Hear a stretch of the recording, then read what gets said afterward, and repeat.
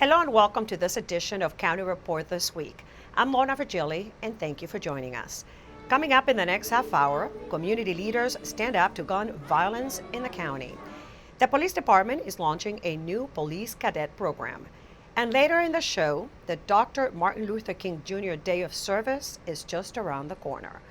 But we begin with the first in a series of budget forums that County Executive Ike Leggett will be hosting during this month. According to the executive, there will be nearly $180 million in shortfall for fiscal year 2017. Additional cuts and additional ways to find revenues. That's how Executive Ike Leggett summarizes projections for his FY17 proposed operating budget. We just received news from the Comptroller's Office that our projections on revenue may be off, and we're trying to figure out why that scenario is the case. But we believe that we're going to solve this, and we're going to solve it in the best way possible. Keep in mind, for the last 2 years, property tax rates for the average household in Montgomery County has been flat. One year we went up for $16 per household. The next year we went down by $17. So in essence, you look at the last 2 years, property tax has been relatively flat. So my view is the way we're going to solve this is that we will have to make additional cuts, and we may at some point need additional revenue. Half of the $4.4 billion budget goes to Montgomery County Public Schools, another $590 million to public safety, $354 million to pay for debt service, and $315 million to general government functions. The executive voiced against privatizing the operations of the Department of Liquor Control, emphasizing that losing $30 million from liquor sales would have a tremendous impact on the operating budget. So to make up $30 million, it will cost the average taxpayer in Montgomery County about $100 per household. That is, for us, to shift our liquor operation to a private developer. Residents were able to ask questions on a myriad of topics, ranging from sidewalk construction, libraries, public safety, to senior housing. Affordable senior housing is really at a premium in the county. Keep in mind that when you look around the region, Montgomery County has a unique set of circumstances that are happening. We are growing both older and younger at the same time. We have somewhere in the neighborhood of 2,700 students that are coming into our school system every year. That is more than about 5 or 6 counties around us. At the same time, we are growing substantially older in Montgomery County. We have the oldest population, so we have to be mindful of the services that we need to provide for seniors. The executive will be hosting another 4 budget forums this month throughout the county. All forums start at 7 p.m. For more information or to view the budget, visit montgomerycountymd.gov/open-budget. The county is winning the war against homelessness among veterans. Councilmember George Leventhal announced that $500,000 in funding was used to house 18 homeless veterans and helped the county to provide housing for every identifiable homeless veteran. But what we've learned from this effort to house homeless veterans will assist in our efforts to house the entire universe of clients experiencing homeless. Our agencies are working more closely together than ever before, public and private. We have a new interagency commission on homelessness, which includes our county government, our municipalities, our police department, our school system, our Housing Opportunities Commission, represented here today by Rita Harris, and the nonprofit service providers, among whom I've mentioned, and others. And we're sharing best practices, we're learning from other communities' successes, and I'm just so proud and gratified that we've achieved this milestone this year. The county committed to ending homelessness for veterans by setting a goal to move 58 veterans experiencing homelessness into permanent housing by the end of last year. The goal was accomplished with the help of community organizations and the county's Department of Health and Human Services. Enough is enough. That was the message during a one-hour rally held at the old Great Courthouse in Rockville. County Executive Ike Leggett was joined by other elected officials and activists against gun violence. The rally was to take a stand against gun violence. In 2012, Montgomery County Police recovered 733 guns. In 2013, we recovered 810 guns. Last year, 1,054 guns were recovered by the Montgomery County Police Department. And the majority of those guns were recovered in 4 types of calls: domestic violence calls, calls dealing with individuals dealing with mental health issues, calls dealing with illegal drug transactions, and traffic stops. We know where these guns are coming from. We know when a gun shows up at a crime scene and we trace it back, there's typically, you can find the reason that gun ended up in the wrong hands. There are some common sense legislative things that we can do that will not impact the Second Amendment, will not impact law-abiding citizens in the least. But the fact is that anybody can go on the internet and buy any kind of ammunition they want. The fact is that we continue to sell high-capacity magazines that have no purpose for hunting or sporting or any other recreational use. They have one purpose, and the military needs them, but they have no purpose in a civil society. Coming up on County Report this week, the police department is looking for young cadets. And we take you to an entrepreneur workshop with Congressman John Delaney.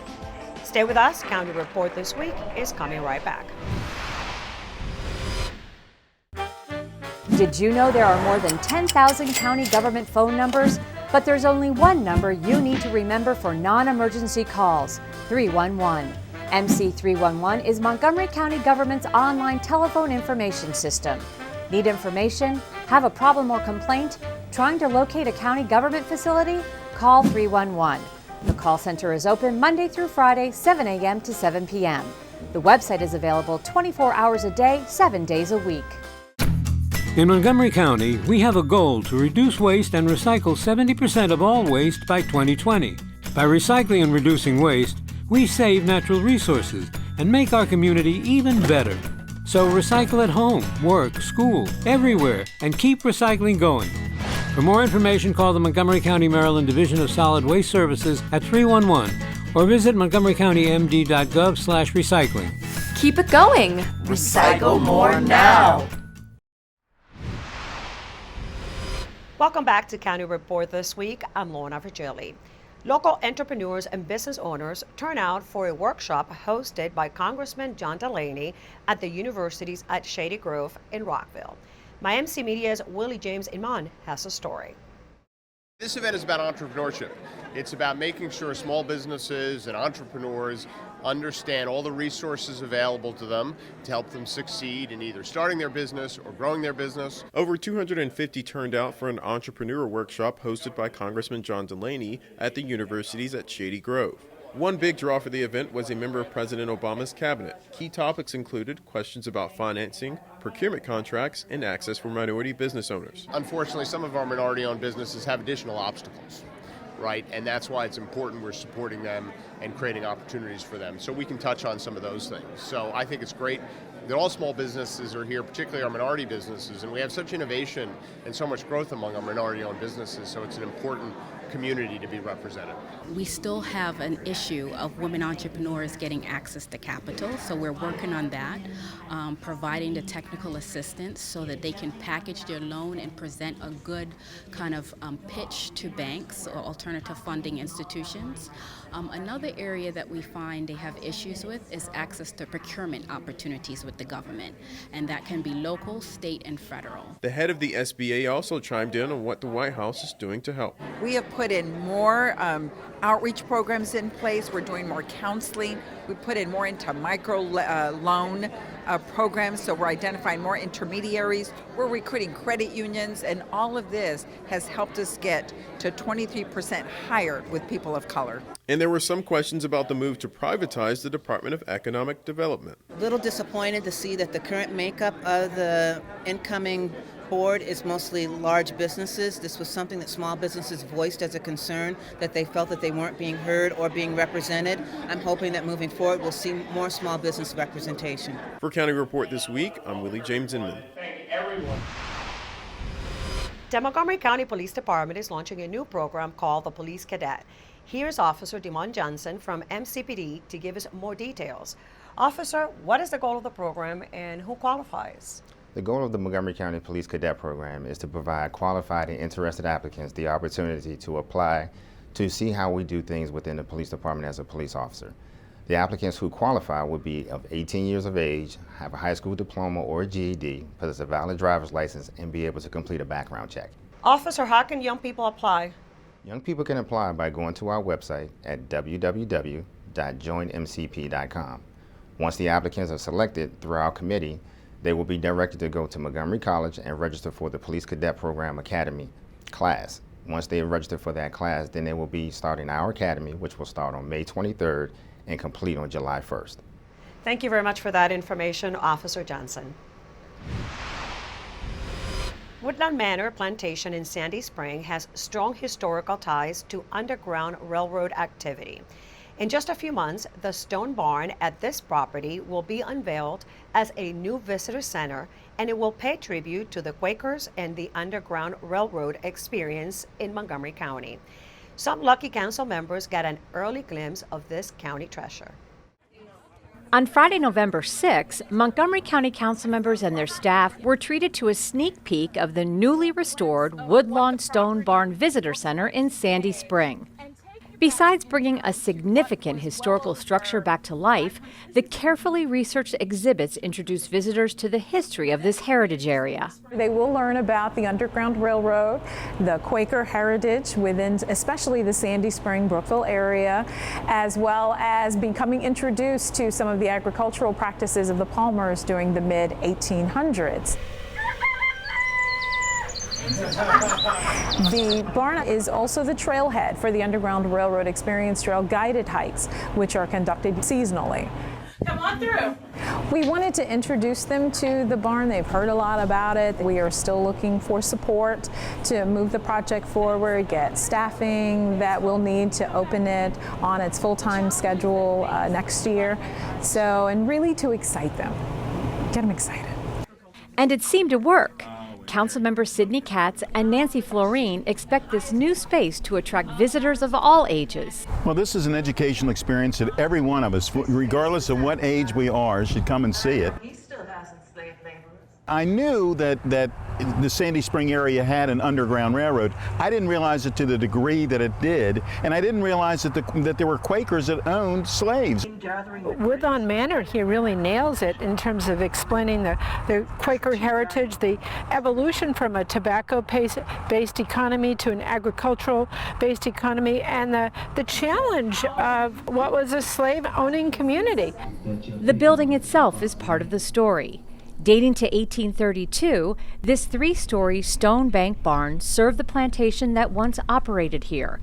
Its carefully planned restoration has created a backdrop that integrates seamlessly with the displays. We have taken this historic structure and mixed a little of the old with the new, with some innovative, new 21st century technology to only complement the beauty of the structure itself. To give them a little wow, but to walk away and understand that this is a gem within the county as the historic structures go. The Woodlawn Stone Barn Visitor Center is due to open to the public in the spring of 2016. Check the Montgomery Parks website for more information. Coming up on County Report this week, snow season is here and the city of Rockville is ready for whatever Mother Nature sends our way. And don't forget to set aside time for the Martin Luther King Jr. Day of Service. We'll tell you where you can volunteer. Stay with us. We'll be right back.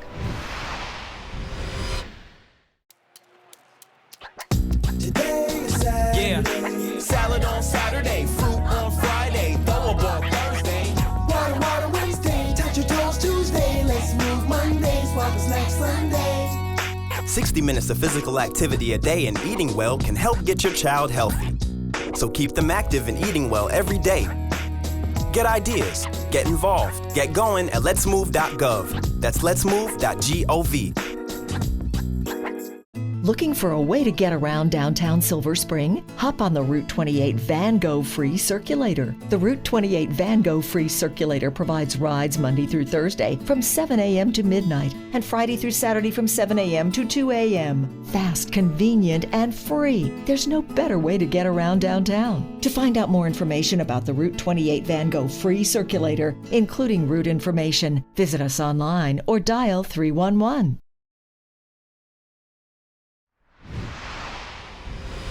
Welcome back to County Report This Week. I'm Lorna Virgili.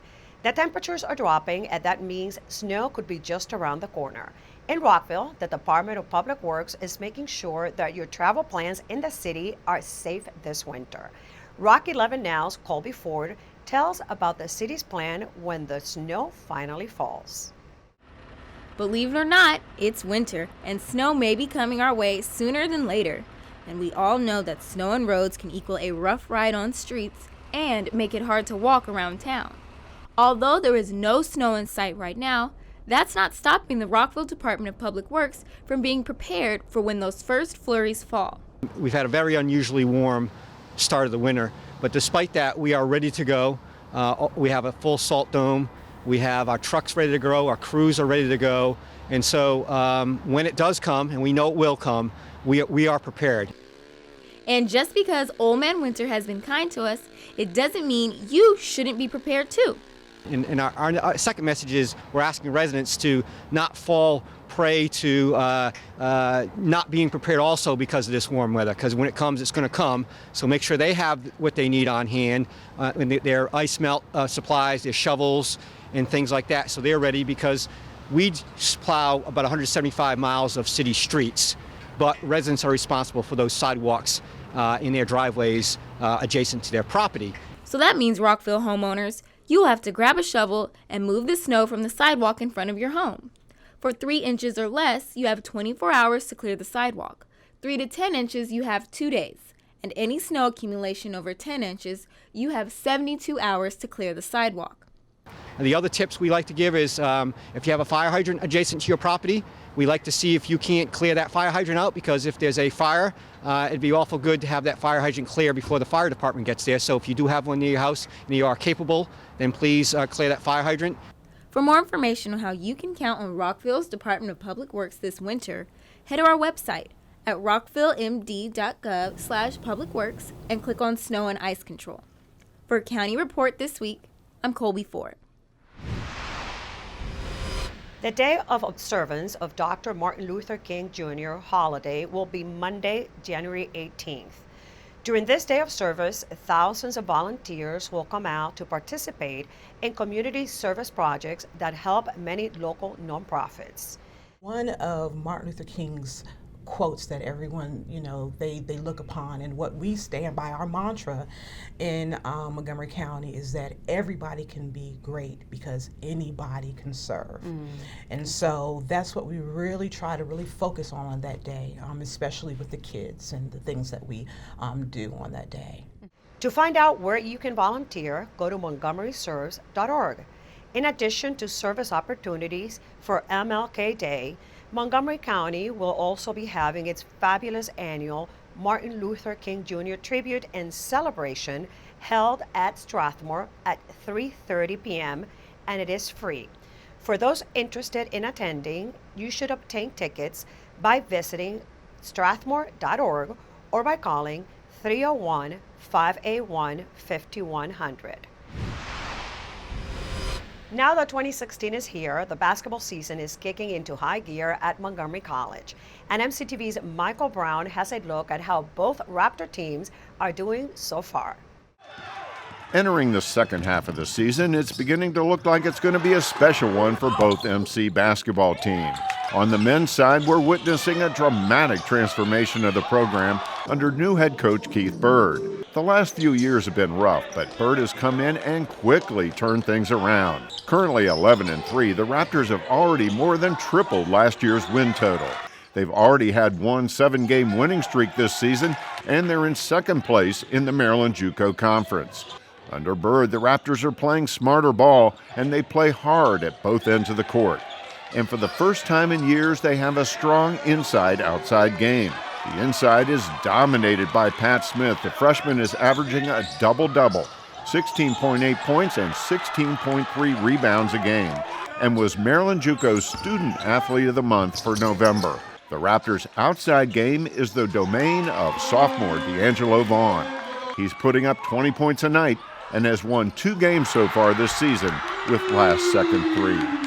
The MC women's team got off to an uneven start, mainly due to a nasty run of injuries. But they're healthier now, and the wins are coming. Head coach Tarla Gasquet's team has won 4 of their last 5, and they're the odds-on favorite to take the Region 20 crown and play for a chance to return to nationals. The difference makers for the Raptors are a core of solid sophomores, led by Nicole Cunningham. The Seneca Valley grad is unstoppable when she's on, and she's been on a lot, averaging 17.3 points and 10.7 rebounds a game. And she's getting plenty of help from the trio of Erica Lindsay, Hilavi Mensah, and Steph Pantos, who are all averaging in double figures. Now there's lots of season left, but as we enter the heart of it, it looks like the best is yet to come for both MC teams. For County Report this week from Montgomery College, I'm Michael Brown. Walt Whitman High School in Bethesda has been chosen for a concussion research study to begin early this year. Dr. Andrew Lincoln, one of the lead researchers of the study, discusses the use of a new device that will help detect concussions. The whole idea of the BrainScope device is to see whether or not that gives us additional insight and information for clinical management and diagnosing a concussion. So we're hoping that it's going to be an additional tool in the toolbox for our clinicians to both identify a concussion as well as manage it and figure out when it's safe for them to get back on the field, get back into the classroom, and get back into their normal lives. Coming up on County Report this week, there are hundreds of recreation programs to stay fit during the winter months, and now there is a 100-mile challenge. And we'll take you to a place where children are easily learning Swahili. Don't go away, we'll be right back.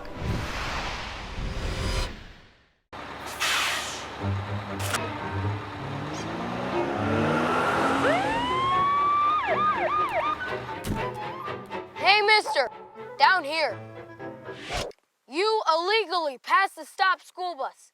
I'm placing you in timeout, and this timeout means big fines, plus you really could have hurt somebody. That's why school buses are being equipped with video cameras to help kids like me stay safe, so respect the bus. This message brought to you by FEMA. Home fires occur most often in winter. Keep anything that can catch fire at least 3 feet from heating equipment. And never use an oven to heat your home. Stay in the kitchen when frying, grilling, or broiling food. Turn space heaters off when you leave the room or go to bed. Make sure all vents are clear of snow and ice to allow carbon monoxide to vent outside. Have your furnace, heating system, and chimneys serviced each year by a qualified professional. Learn more at www.usfa.fema.gov. Welcome back to County Report this week. I'm Lorna Virgili. Learning a new language can be a challenge, but children learn to sing and count in Swahili after school at the AWC Kids Storytime, hosted by the African Women Council. Take a look.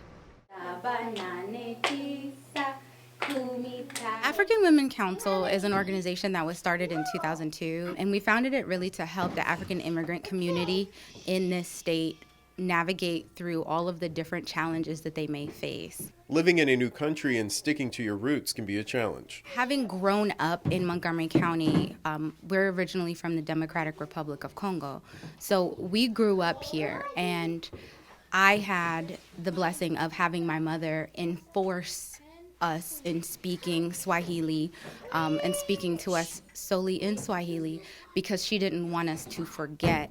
And now that I have my own children and that I'm an adult, I see the importance of that. Parents here tonight at the Praisner Library in Burtonsville agree. My little one always gets involved with Spanish people because our friends and our family is from Mexico. So she didn't know until now that there's a lot of people from different countries. Teaching children Swahili and other African languages is only part of what the African Women Council provides. We not only work with children, but with adults. We provide a lot of different services from immigration information and referrals. We also provide workforce development programs. Helping newcomers transition into the community and remain true to their heritage is a top priority.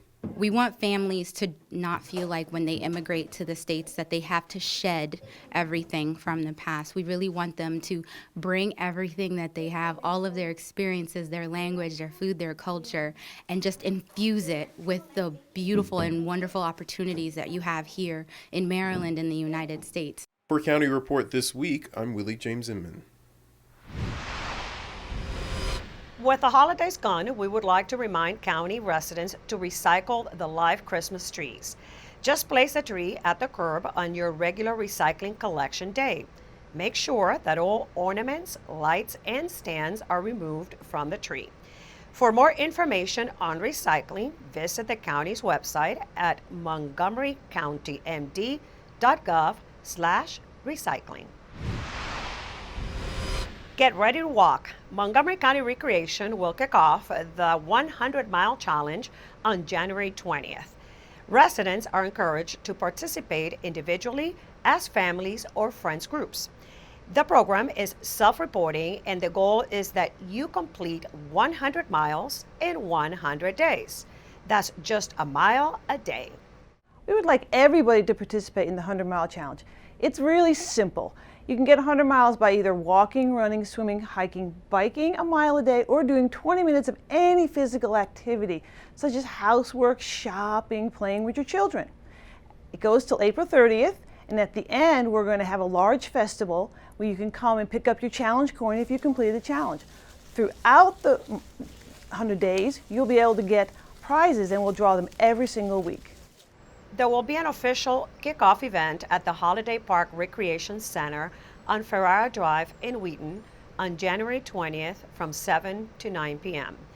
The event will include a healthy tasting reception, teen fitness activities, and a Zumba dance group activity.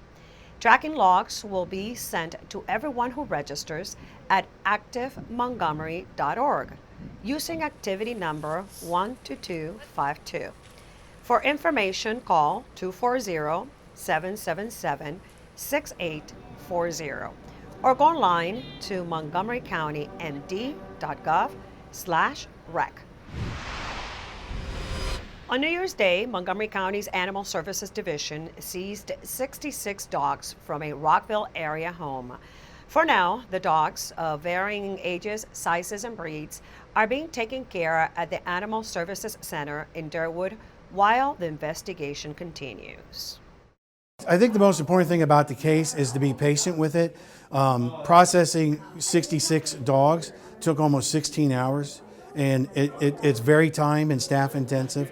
The investigation is time and staff intensive, and we're doing everything we can to move it along.